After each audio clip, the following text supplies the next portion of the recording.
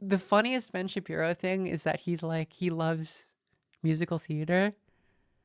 His review, what was that recent musical?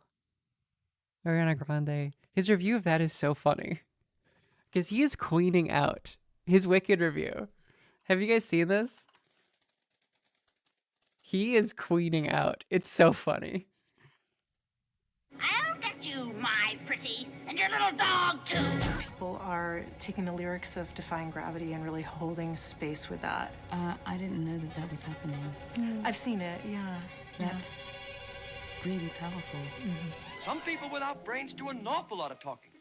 Alrighty, folks, you've been waiting for it. We're here to review the brand new blockbuster musical, Wicked Part 1. This video is sponsored by our friends at ExpressVPN. So, I know the question you're asking. Am I going to burn Barbies? Am I going to set Wicked dolls on fire?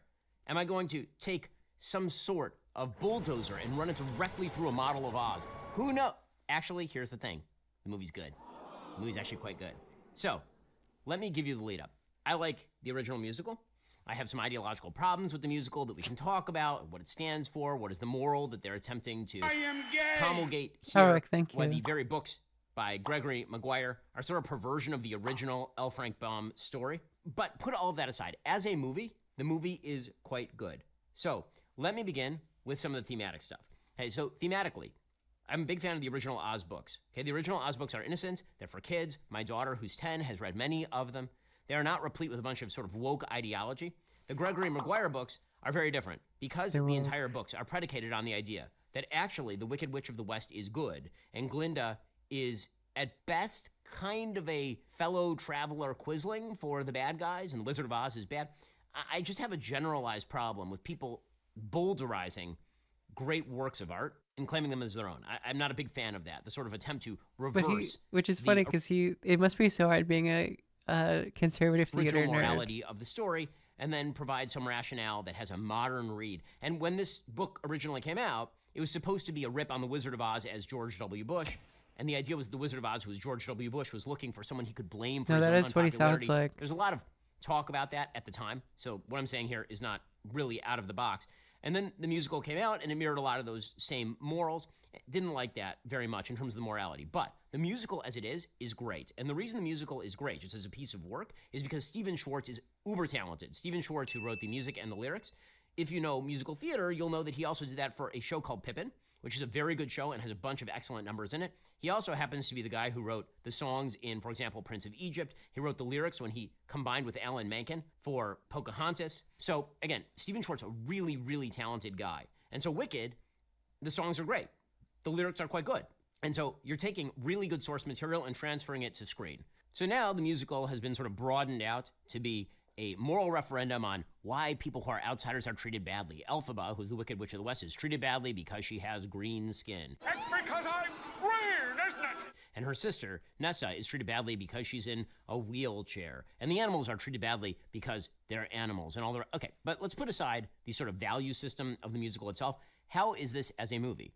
And the answer is... Because I hate anyone who talks about how bad it is that outsiders and misfits are treated poorly. It's quite good. So, the director of the movie, John Chu, who did Crazy Rich Asians and also did In the Heights, he knows how to work the camera. He knows how to move the camera through scenes, and he knows how to choreograph scenes so that they are fun to watch and interesting to watch. The performance is a little bit uneven. I think that Cynthia Erivo is uber talented, like preternaturally talented. She's great in everything. She can act, she can sing. She makes Elphaba's character much more interesting than Elphaba's character was probably in the original musical. In the original musical, if you saw it on Broadway, it was Kristen Chenoweth playing Glinda, and it was Idina Menzel playing Elphaba. Idina Menzel was a much less interesting Elphaba than Cynthia Erivo's Elphaba.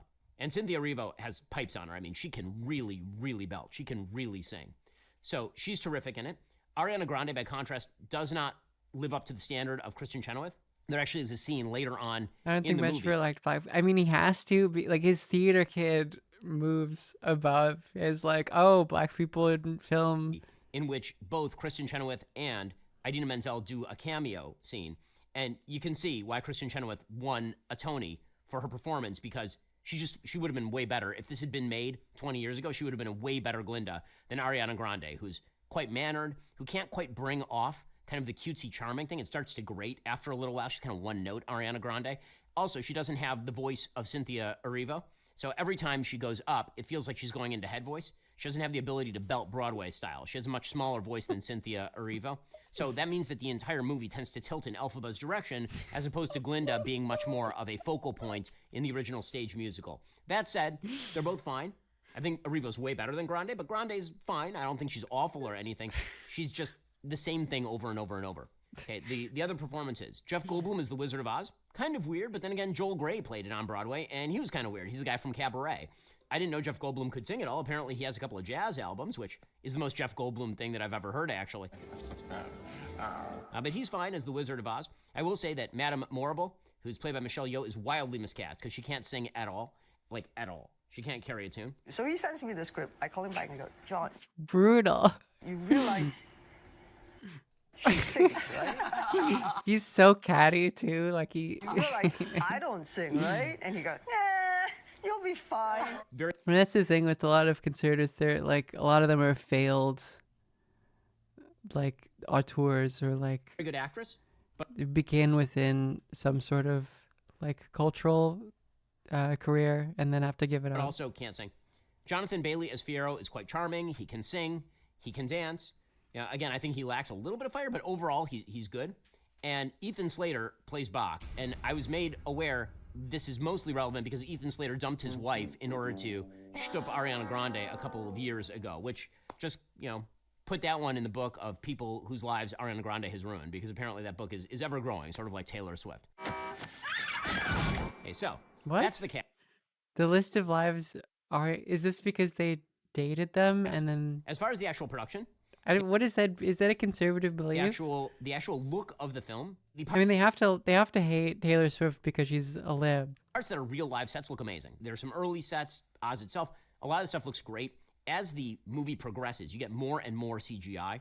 And very often in a lot of films that are sort of sci-fi based or fantasy based, the more CGI is used, the less it looks good. And the very last couple of scenes, a lot of CGI is happening, and so it looks actually worse the last couple of scenes than it does earlier on in the That movie. is also a very interesting, like, conservative image of like infidelity. But overall, Oz looks beautiful. The costuming is one. Like, yeah, surely that marriage, like that relationship would have been fine as long as Ariana Grande didn't tempt him. Wonderful. The lighting is done really well. It's very fun to look at. It's sort of everything is candy colored, which is what it should be because that's Oz. I mean, if you go back to the original 1939 musical, then what you see is that Oz is brightly colored, and it's supposed to be directly in distinction to the black Anyways, and I don't white. know. We don't have to keep watching. He's queening out, right? I don't know why that came up, but it's very funny.